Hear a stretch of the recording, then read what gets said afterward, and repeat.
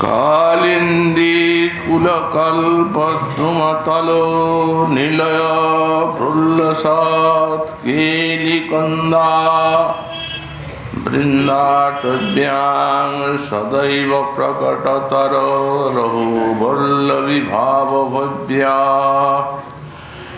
भक्तानां हृत्सरोजी मधुररस सुधा सन्धिपादारविन्दा चन्द्रानन्दाकृतिर्न स्फुरतु नव नव प्रेमलक्ष्मीरमन्दा।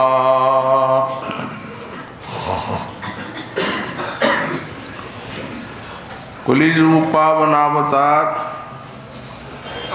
श्री श्री गौरांग महाप्रभु परम अंतरंग पार्षद परम पूज्य पाद श्री शिल प्रबोधानंद सरस्वती चरण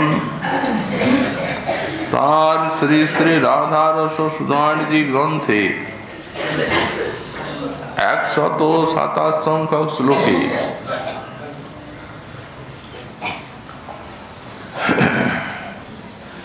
श्री अभीष्ट श्री श्री राधारानी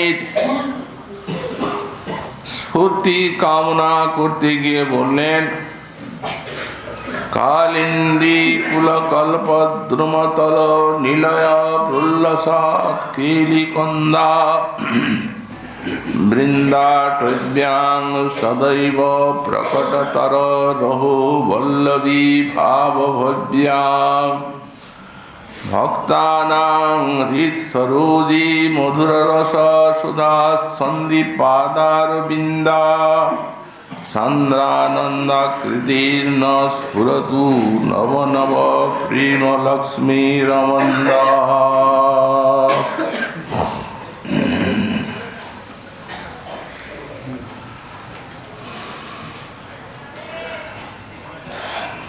राधा रानी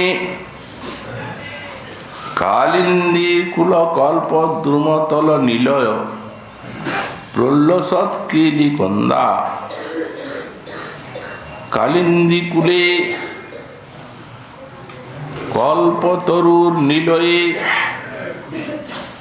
अर्थात कल्पतरुर तले जे सब कुंज गृह সেই কুঞ্জ নিলয়ে প্রল্লসাৎ কেলিকন্দা এসব ব্রজবালা উল্লসিত কেলি রস তাদের প্রাণ প্রিয়তম শ্যাম সুন্দরকে আস্বাদন করা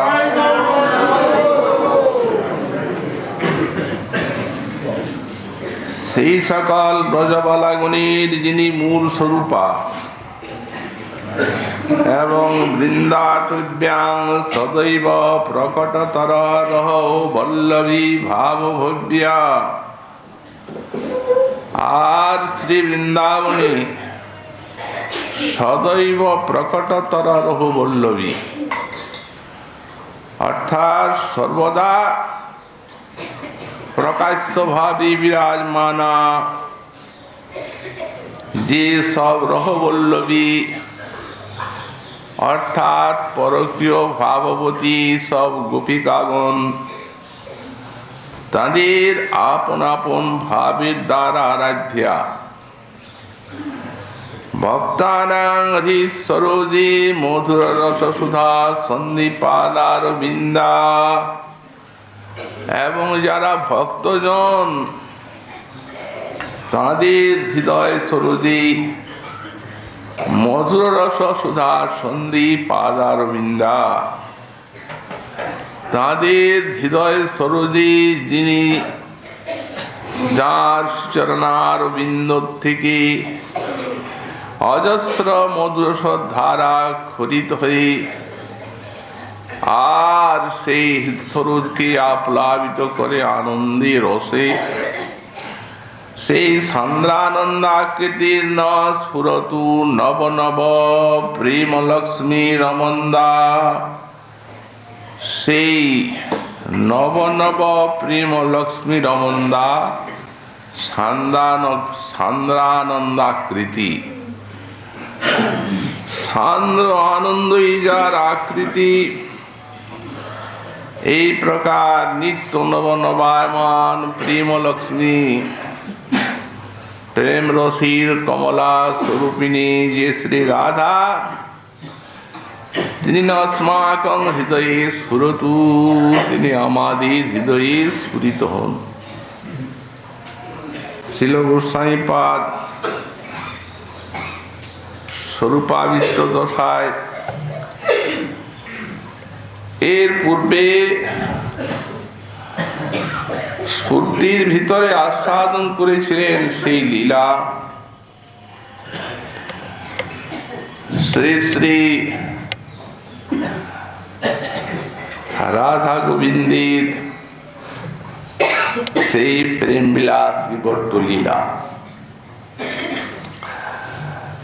তারপরে শ্লোকগুলি তাঁর সাধক দশারই উক্তি।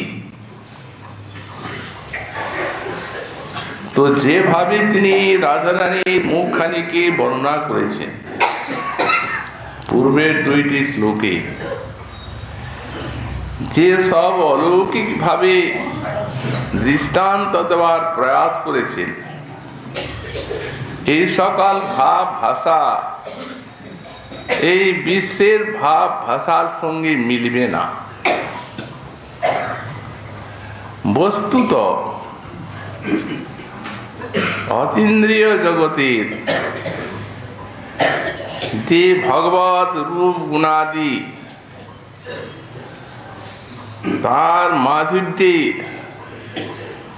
যাদের অন্তর রসায়িত ভাবিত, তারা কারুণ্যবশত সেই রূপ গুণ লীলা মাধুর্যাদি বিশ্বের ভক্ত সমাজকে জানাবার জন্য, আস্বাদন করাবার জন্য ইচ্ছা করেন। এই জন্যই স্বীয় অনুভূতি তারা গ্রন্থাকারে বা কাব্যাকারে প্রকাশ করার চেষ্টা পান। কিন্তু জগতের মানুষকে সেই অতীন্দ্রিয় অলৌকিক পদার্থ যে উপলব্ধি বা জ্ঞান দিতে হবে, তা তো জগতের ভাষা দিয়েই বোঝাতে হবে। কিন্তু বিশ্বে এমন কোনো ভাষা নাই যে ভাষা সেই অলৌকিক ভাবকে ধারণ করে আর সামাজিকের নিকটে উপস্থিত হতে পারে। কিন্তু অন্তরে যখন সেই ভাবটি স্থিত হতে থাকে, প্রেমিক ব্যাখ্যাকার গণের কবিগণে, তখন তাদের বলার ইচ্ছাও হয়। কিন্তু অন্তরের যে সমস্ত ভাব, সেগুলিকে বহন করবে তো ভাষা, ভাষাই তো তার বাহক। কিন্তু সে সময় ভাষা নিজেকে হারিয়ে যায়, ভাবের চাপে পড়ে ভাষা আত্মহারা হয়। তখন তবুও সেই দীনা ভাষা যেভাবে এবং যে উপচার নিয়ে জগতের সামাজিক ভক্তমণির নিকটে উপনীত হন, সেগুলি সত্যিকারে এইরূপ অলৌকিক বা বিশ্বের অতীত বলেই মনে হয়। কোথায় কোন জগতে সহস্র সহস্র প্রেমের চাঁদ যদি উঠে, তার আলোক যদি অনন্ত কোটি ব্রহ্মাণ্ডে পরিপূরিত হয়, তো সেই সমষ্টি আলোক রাধা বদন চন্দ্রের যে একটি ক্ষুদ্র কণিকার আভাসের সঙ্গে তুলনীয় হবে না। এইরূপ জগতের কোন কবির বর্ণনা পাওয়া যায়? বস্তুত অতীন্দ্রিয় জগতের ভাব এইভাবেই মহাকবিগণ পরিস্ফুট করে থাকেন বা প্রয়াস পান। শ্রীপাদ বিল্বমঙ্গল ঠাকুরের কাব্য আমরা তাই দেখতে পাই। তো যেটুকু ভাষায় তাদের অন্তরের ভাবটি ব্যক্ত হয়, সেইটি সামাজিকের নিকটে একটা আস্বাদনের প্রবাহ জলপ্রপাতের মতো বইয়ে দেয়। এত আস্বাদন ধারা তাদের এই বাণীতে। আবার সেই রূপ কাব্য, লালিত্য, অলঙ্কার এবং সর্বোপরি হৃদয়ের আবেগ, হৃদয়ের আবেগে যে বর্ণনা করা যায়, ভাবের উচ্ছ্বাস যাকে বলা, তাতে যদি অলঙ্কার আদির কাব্যাদি সন্নিবেশ তেমন নাও থাকে, তথাপি সে বস্তু সামাজিকের অতিশয় হৃদয়গ্রাহী হয়। যেমন মনে করুন, কোন রমণীর যদি স্বাভাবিক সৌন্দর্য থাকে, যদি ভালো অলঙ্কার দিয়ে তিনি নাও সাজেন, তাকে গাছের বলকল পড়লেও ভালো দেখায়, সেটিও তার সৌন্দর্য ফোটায়। তেমনি এই কাব্য, ভাগবত বিষয়ের এই সব কাব্য অলঙ্কার লালিত্য দিয়ে যদি অধিক অলঙ্কার আদি নাও থাকে, কিন্তু তবু এই সামাজিকের চরম আনন্দ দান করে আর হৃদয়কে রসে আপ্লাবিত করে। এখানে সেই সাধকা বিষয় বলছেন, রাধারানীর বর্ণনা করছেন, বলছেন কালিন্দী কুল কল্প দ্রুম তল নিলয় প্রল্লসৎ কেলি কন্দা। এই যে কালিন্দীর কুল, যমুনার কুল, সেই যমুনার কুলে যে সব কল্পতরু, কল্প দ্রুম নিলয়, কল্প তরুর তলায় যে সকল নিলয়, তার মানে এ সময় কুঞ্জ ভবন আছে, প্রল্লসৎ কেলি কন্দা, সেখানে কেলি প্রল্লসৎ, অর্থাৎ সেখানে যে সব বল্লভীগণ, গোপীগণ শ্রীকৃষ্ণের সহিত বিবিধ কেলিরস আস্বাদন করেন, তার মূল স্থানীয় হচ্ছেন শ্রী শ্রী রাধারানী। যত সমস্ত ভগবত বল্লভা যারা মধুর রসে শ্রী ভগবানের সেবা করেন, যেমন দ্বারকার মহিষীগণ আছেন, যেমন সেই বৈকুণ্ঠের সব কমলাগণ আছেন, পরমশিয়া যারা সখিয়া নায়িকাগণ আছেন, শ্রী জানকী প্রভৃতি, তাদের যে মধুর রস সেবা, সেটি যেমন তাদের নিজের সুখ সদনে রত্ন ভবনে অনুষ্ঠিত হন, এই পরকীয় ভাবতী গোপসুন্দরী গণের কিন্তু সেই রূপ নয়।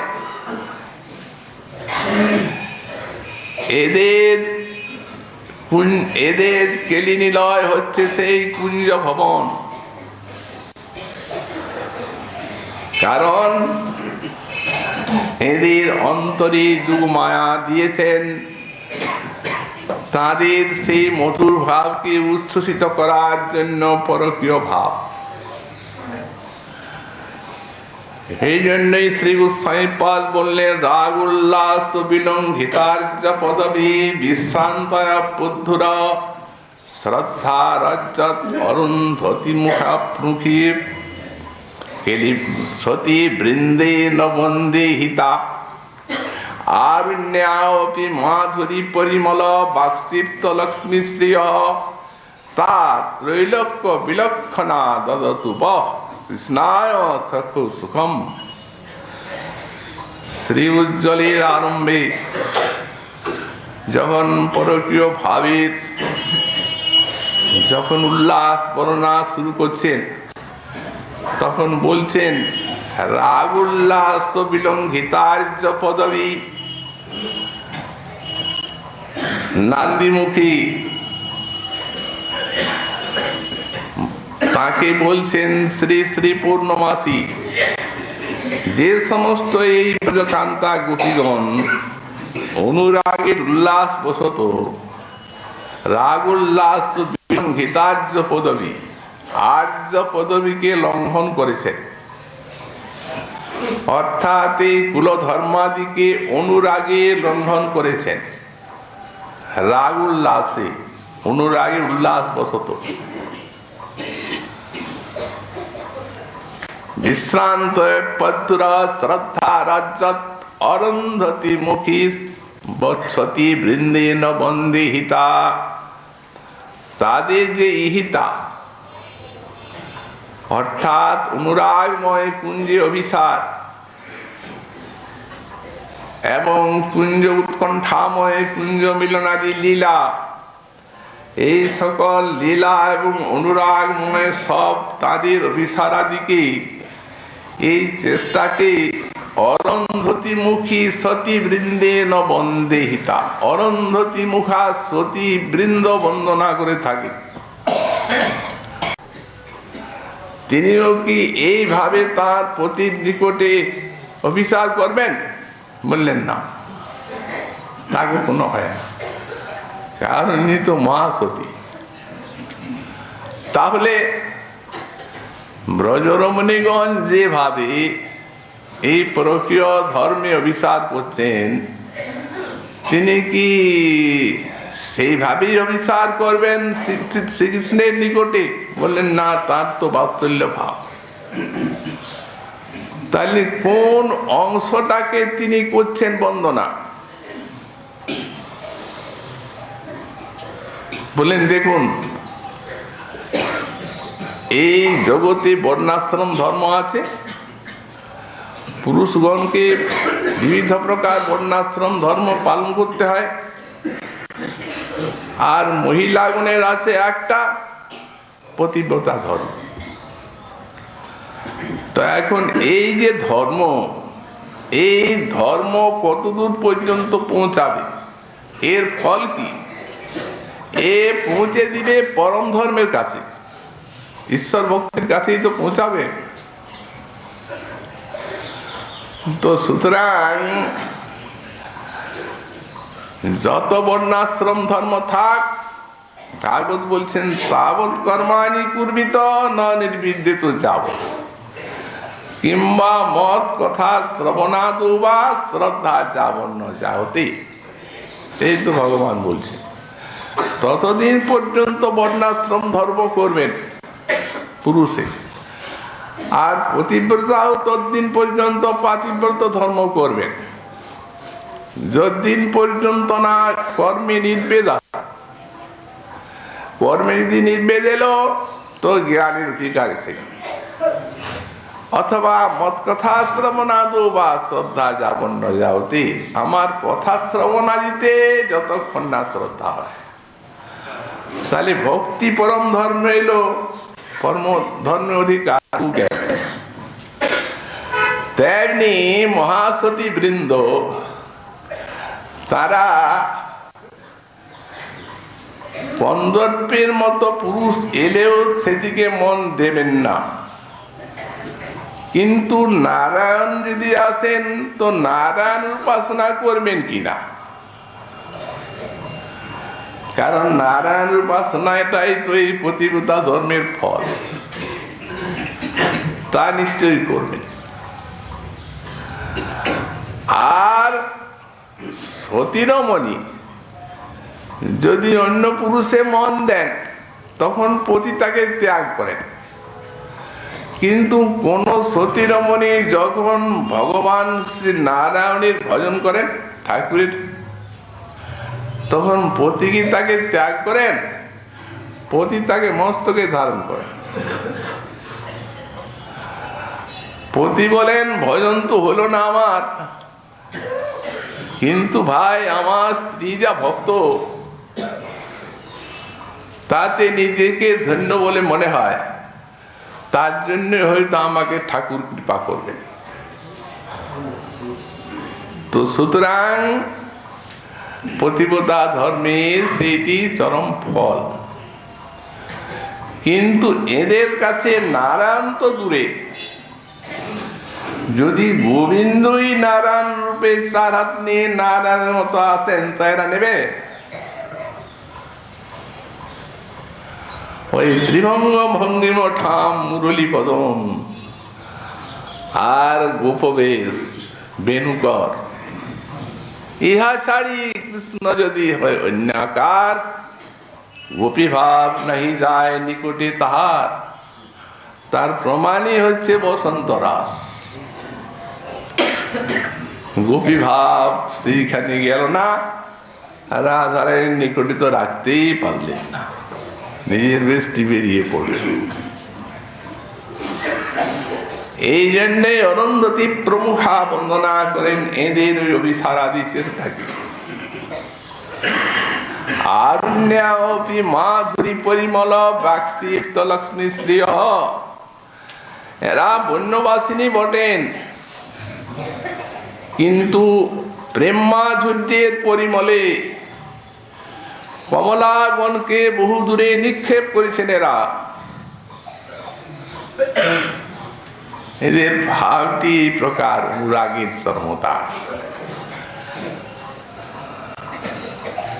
নিজেরই আনন্দিনী শক্তি রাধা কৃষ্ণ এক আত্মা, মৃগমদ তার গন্ধ জৈষ বিশ্বের, অগ্নি অগ্নি জ্বালাচয় কবু নহে ভেদ, তৈছে রাধা কৃষ্ণ দহে একই শরীর।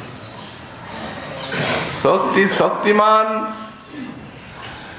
কিন্তু রসের ক্ষেত্রে অনুরাগের ক্ষেত্রে দূরে সরিয়ে দিয়েছেন যোগমায়া, পরস্পরকে করেছেন দুর্লভ।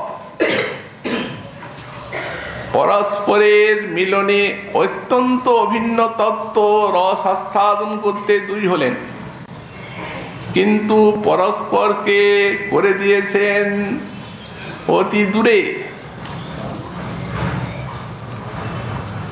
বহু বাধা এনে দিয়েছেন। গোপনে গোপনে মিলতে হবে, ঘরে নয়। সেই বৃন্দাটবী নিকুঞ্জ মন্দির কেলিকুন্দ, সেইখানে। এই জন্য ভগবান শ্রীকৃষ্ণই বললেন, ম বিষয়ে গোপীগণের উপপতি ভাবে, যোগমায়া করিবে আপন প্রভাবে। আমি হনা জানি, তাহা না জানে গোপীগণ, জানলে তো খেলা শেষ।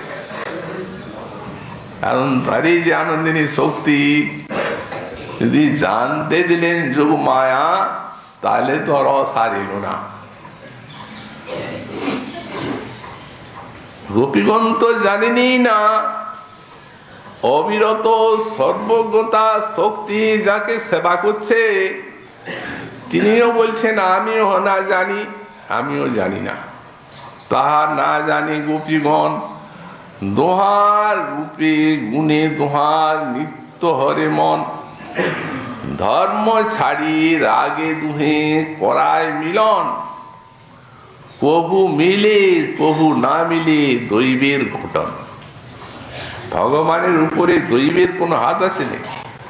দৈব মানে তো অদৃষ্ট, ভগবানও অদৃষ্টের অধীনে চলেন।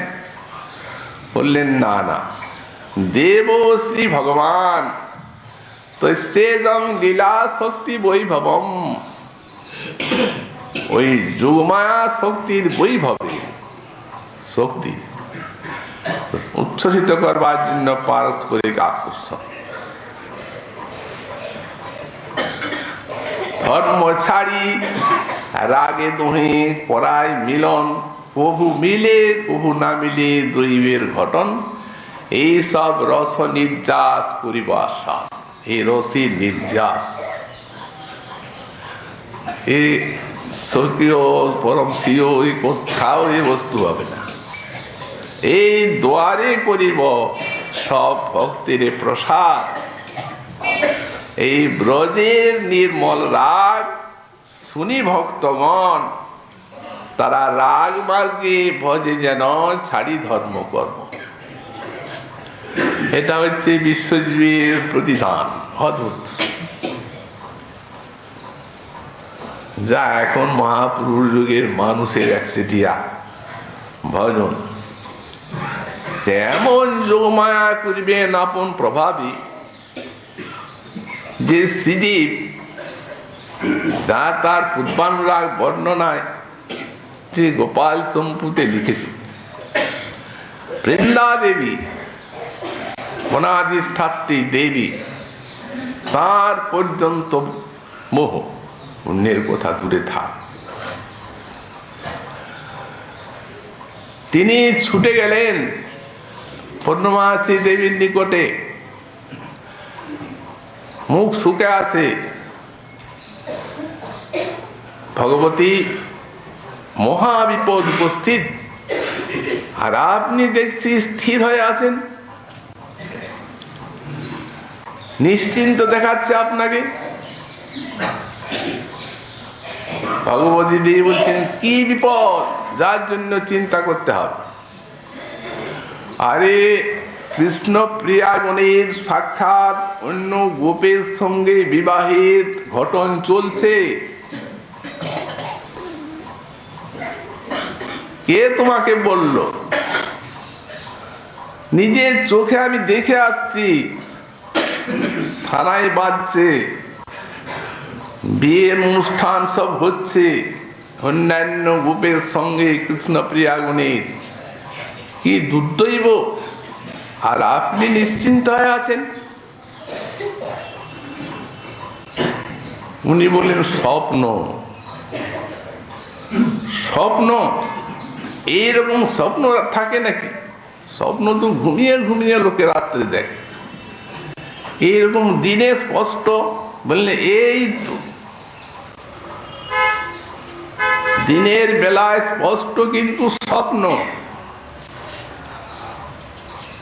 কি আশ্চর্য! সত্যি আপনি কথা বলছেন। দেখবে, তোমায় বলে রাখলাম আমি, ভবিষ্যতে যারা কৃষ্ণপ্রিয়া ওরা কিছুই জানে না। তাই নাকি? আমি দেখলাম তাদের সঙ্গে বিয়ে হচ্ছে, ওই তো। তারা কিচ্ছু জানেন না।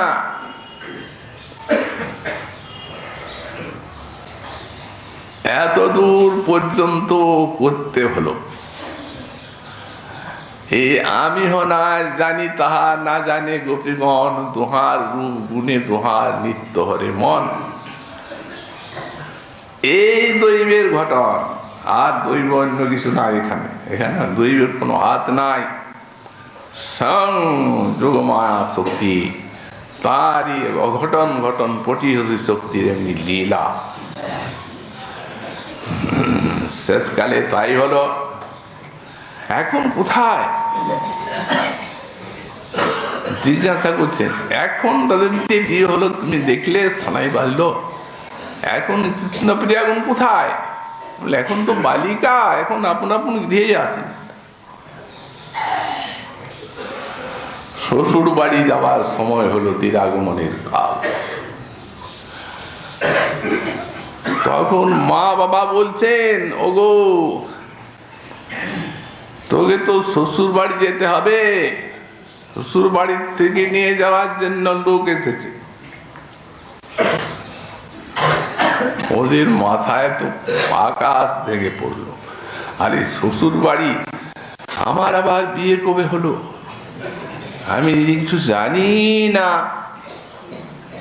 অন্য গোপের সঙ্গে বিয়ে হয়ে গেল।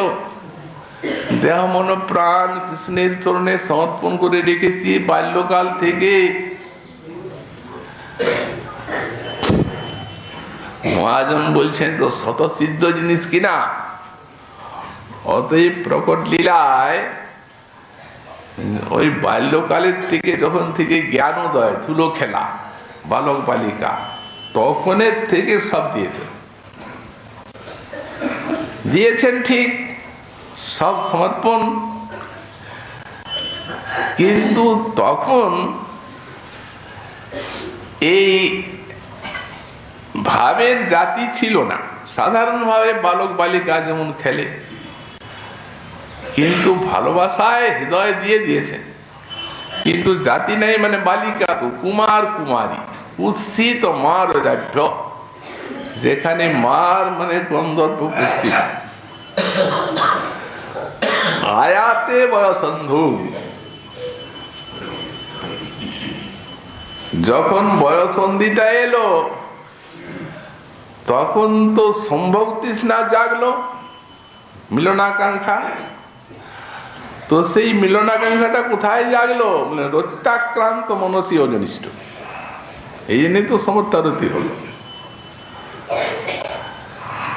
এখন যখন বয়সন্ধি এলো তখন তো মিলনের আকাঙ্ক্ষা জাগলো, যেমন নায়ক নায়িকা স্ত্রী পুরুষে জাগে। তো সেই আকাঙ্ক্ষাটা কৃষ্ণের সঙ্গে মিলনের জন্য জাগলো কোথায়? রত্যাক্রান্তে মনসী অজনিষ্ঠ। আমাদের মনটা কৃষ্ণরতি কর্তৃক আক্রান্ত। কেমন আক্রান্ত? বললেন যেমন এই আগুন জ্বলছে, সেইটাতে যদি কোনো একটা লৌহ পড়ে যায়, লৌহ শলাকা, তো ওটাও আগুনের মতোই হয়ে যায়, আগুনেই হয়ে যায়, একটা সত্য থাকে। তো বললেন তেমনি ওদের সম্ভোগ ইচ্ছাটা তখন ওই কৃষ্ণ সুখের জন্যেই কৃষ্ণ সুখ ভাবনাময় হয়ে গেল। বাল্যকালের থেকেই তো রতি আছে, কৃষ্ণকে কিভাবে সুখ দেবেন, আমার জীবন এই কাম। তখন দেহের দ্বারা কৃষ্ণ সেবা আকাঙ্ক্ষা জাগলো, নাম হলো মধুরারতি। এই তো এই জন্য সমর্থা হয়ে গেল। কৃষ্ণকে একান্ত বশীকরণের সমর্থা,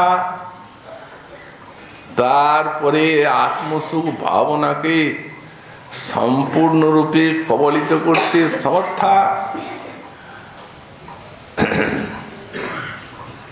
কিন্তু এই পরকীয় ভাব না এলে এই সমর্থারতিও এই মহাভাব দশা উন্নীত হবে না। কেন হবে না? মহাভাব দশা, স্বকীয় ভাবে মহাভাব দশার কি অসুবিধা আছে?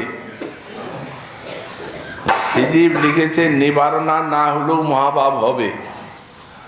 তুমি বলে নিবারণা না থাকলেও যদি মহাভাব হয়, এটা যদি শ্রীজীবের ঠিক হাদ্য হয়, হাদ্য কথা হয়, তাহলে তো উনি কেন লিখলেন ওই কথা? উনি সে একই আচার্য যিনি দেখলেন নিবারণা না হলেও হবে মহাভাব, গোপীগণের রতি। তাহলে যখন উনি লক্ষণটা করছেন যে অনুরাগ, এই অনুরাগ আসছে কোত্থেকে? লোচন রচনী টিকা। এই জন্য লোচন রচনী নাম দিয়েছেন। চোখে দেখতে ভালো লাগবে, কিন্তু মনে চিন্তা করে নিতে হবে। প্রথমেই লিখে দিয়েছেন পূর্বাপর দুটা আছে, কিঞ্চিত অপরের কথাতে বলতে হবে, আর কিঞ্চিত নিজের জন্য বলছে। স্বেচ্ছায়া লিখিত কিঞ্চিত, কিঞ্চিত পরেচ্ছায়া, এলা পরেচ্ছা। কারণ পূর্বাপর যেটায় মেল আছে সেইটা স্বেচ্ছা, আর যেটায় পূর্বাপর মেল নাই সেইটাই পরেচ্ছা। তো তারই কোথায় যেটা কোনো মেল নাই। তিনি বললেন যে রতি, এই সমর্থা, পরকীয়া ভাব ব্যতীত কখনোই হবে না মহাভাব।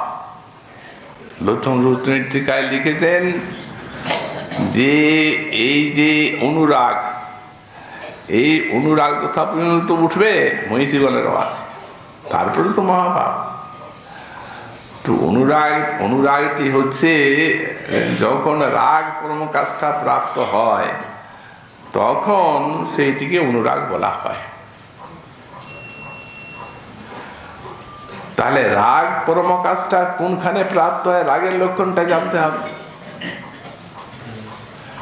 তো দুঃখমপ্যধিকং চিত্তে সুখেত্ব নৈবে ব্যাজ্যতে যতস্তু পুনঃস্পর্শাৎ সরাগ হইতে।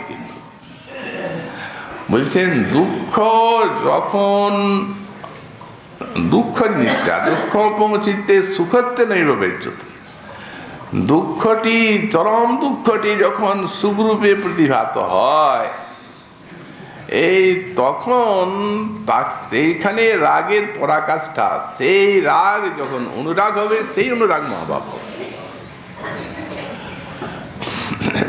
তাহলে হবে না। তো দুঃখস্য পরমকাষ্ঠা কুলবতী নাং স্বজন আর্য পথাভ্যাং ধ্বংস এব নাগ্নাদি নচ মরণম। এইটা নচরোচ নীতিকা তার নিজের বলেন। এই যে কুলবতী গণের দুঃখের পরম কাজটা কোথায়? দুঃখস্য পরম কাষ্ঠাং কুলবতী নাং আর্য পথাভ্যাং ধ্বংস এব, যখন পতিব্রতা ধর্ম নাশ হওয়ার সময় হয়, এইটি দুঃখ চরম। নাগ্নাদির নচ মরণম, কুলবতী সতীরমণী যখন তাদের পতিব্রতা ধর্ম নষ্ট হওয়ার সময় হয়, তখন তারা অগ্নিতে ঝাঁপ দিয়ে কিংবা আত্মহত্যা করে মরণকে বরণ করে আর কুলধর্মকে রক্ষা করেছে, তার প্রমাণ হিন্দু সমাজে কোটি কোটি আছে, হাজার হাজার। তাহলে বলতে হবে যে এই যে আর্যপথ ধ্বংস, এইটি পতিব্রতা রমণীগণের দুশ্চর্য সবার থেকে। সুতরাং যেখানে পতিব্রতা রমণীগণের আর্যপথ ধ্বংসের সমস্যা আছে, সেটি যখন সুখের সহিত বরণ করা হবে, সেই অনুরাগটি মহাভাব। তাহলে বুঝা গেল যে তিনি নিজেই স্বীকার করিলেন রক্ষাকে। তারপরে শেষকালে কি করবেন? যখন সেই তারা শ্রবণ করলেন শ্বশুর ঘরে যেতে হবে, এক্ষুনি প্রাণত্যাগ করব। যে দেহে কৃষ্ণ সেবা হবে না, আমার অজ্ঞাত সারি কিভাবে মা বাবা বলছে যখন, তখন তো হয়েইছে। বালিকা আমি তো জানি না কি অবস্থায় আমার বিয়ে হলো, তো এক্ষুনি আমাকে প্রাণত্যাগ করতে হবে, যমুনার জলে প্রবেশ করবো, এক্ষুনি বেরিয়ে গেল। তেমনি যোগমার খেলা, বেরিয়ে গেলেন তো বেরিয়ে গেলেন, কেউ কাকে চিনেন না। এই 300 কোটি যত গোপালা সমস্ত কৃষ্ণ প্রিয়ার জায়গায় মিলন হয়ে গেল, সবারই একই অবস্থা। এমন খেলা, অঘটন ঘটন পটীয় শ্রী শক্তি চৌমায়া মিলন হয়ে গেল। চেনেন না, ভাই তুমি কি, কোথায় যাচ্ছ? কি আমার এইরকম মা বাবা, আমার অজ্ঞাত সারি, কৃষ্ণই আমার প্রাণ, প্রাণের প্রাণ, আর অন্যের সঙ্গে বিয়ে দিয়ে দিয়েছে শুনছি, শ্বশুর বাড়িতে যেতে হবে, এখনই প্রাণত্যাগ করো। সবারই একই কথা। তাহলে ভাই সকলে চলো হাতে ধরাধরি হয়ে যমুনা দেবীর কাছে গেলেন। হে যমুনে, তোমার কাছে এই বর প্রার্থনা করি, এই বর দাও যেন এই দেহ ত্যাগ করে জন্মান্তরে শ্রীকৃষ্ণকে প্রতিরূপে পাই। এই বর প্রার্থনা করে মরবেন, হ্রদে প্রবেশ করছেন। যমুনা সরে সরে যাচ্ছেন, কি সর্বনাশ, কৃষ্ণপ্রিয়া আগুন এইভাবে। তারপরে আকাশবাণী হচ্ছে, মরবেন না আপনারা, যে দুঃখের জন্য আপনারা মরতে চাচ্ছেন, এই সেই দুঃখ আপনাদের থাকবে না, হবে না। মনকে শান্ত করুন। আকাশবাণী হলো। তারপরে এলেন পূর্ণমাসী দেবী, বৃন্দা এবং যমুনা। কি হচ্ছে? এই তো কৃষ্ণ সেবার উপকরণ, ত্যাগ করবে কেন তোমরা? বলছে মা বাবা যে অন্যত্র আমাদের বিয়ে হয়েছে, শ্বশুর বাড়িতে যেতে হবে। বললেন না না না না, কিচ্ছু হয়নি, কৃষ্ণকে পাবো তো, কৃষ্ণকেই পাবে। তোমরা যেভাবে পাওয়ার ইচ্ছা করেছিলে সেই ভাবের থেকে কোটি কোটি গুণ ভালোভাবে পাবে।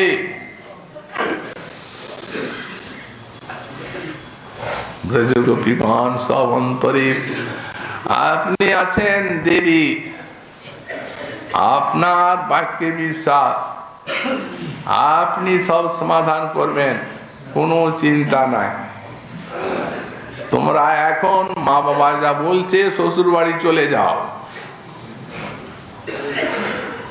বৃন্দাদি বলছেন দেবী তো, কিন্তু এটা এড়াবেন কোথায়? এদের যে কলঙ্কটা হবে সেটা এড়াবেন কোথায়?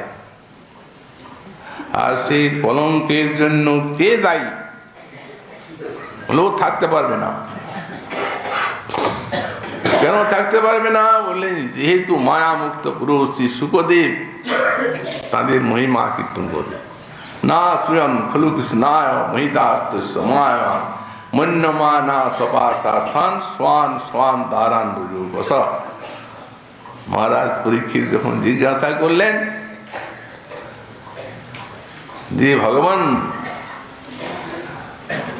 এই তো ধর্ম স্থাপনের জন্য ভগবানের কল্যাণময় অবতার, স্থাপনা ধর্মস্য প্রসমায়ে তরেস্য চ অবতীর্ণ হি ভগবান অংশেন জগদীশ্বর।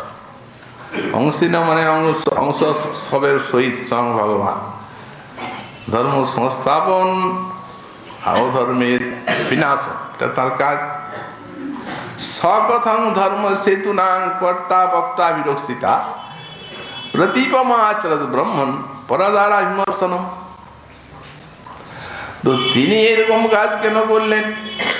এই পরাধারা অবিমর্শন লীলা, এটা জগৎকে কি শিক্ষা দিলেন? উনি প্রশ্নটিকেই চেপে দিলেন। প্রথম মহারাজ, উনি জানে এটা মহারাজের প্রশ্ন নয়, এখানে কর্মী জ্ঞানী যোগী অনেক আছে। মহারাজ তো ভক্ত, ভক্তের এই জাতীয় কখনো ধারণা হয় না, ভগবানের লীলা। তো সুতরাং তাদের জন্য এই জিজ্ঞাসা করছে।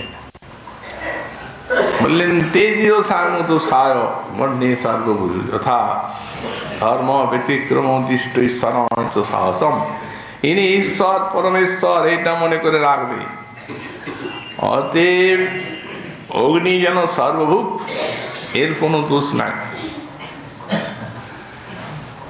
তো বিশেষত গোপগণ কি করেছেন? কোন রকম অসূয়া কৃষ্ণের প্রতি, তাও বলে দিয়েছেন। না স্মরণ খলু কৃষ্ণায় মহিতাস্তস্য মায়া, ওই পর মায়া করিবে আপন প্রভাব, একটা করে ছায়া দিয়ে রেখেছে। মন্যমানা সপাশাস্থান শান শান দারান রুজুবস। তারা নিজে তো দেখছে যে ছায়াগুলোকে, কিন্তু সেই তাদেরই ছায়া,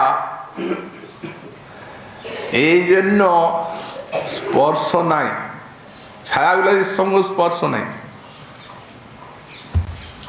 মূল তো ছেড়ে দেন, মূলের তো কোনো দেখাই পায় না কোনো কালে। সঙ্গপণে সুরক্ষা করছেন যৌ মায়া অঘটন ঘটন পটিয়সী শক্তি।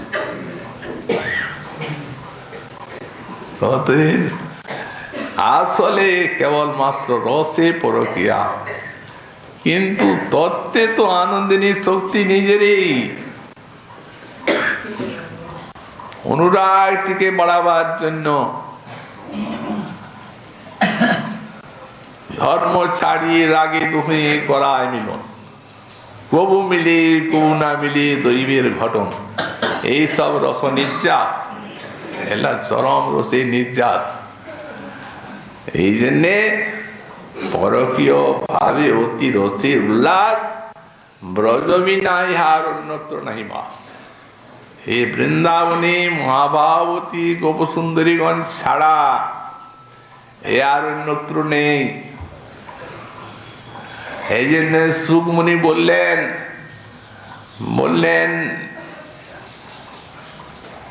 কদাপি অনিশ্বর যারা মানুষ তারা এর অনুসরণ বা অনুকরণ করতে যাবে না। যেমন মহাদেব ছাড়া যদি অন্য কোনো ব্যক্তি বিষ খায়, যেমন তৎক্ষণাৎ মরে যায়, তো তেমনি অন্য কোনো ব্যক্তি এই লীলায় তা কৃষ্ণের, এটা হচ্ছে প্রেমের পরাকাষ্ঠার লীলা। সুতরাং তত্ত্ব তো ঠিক আছে,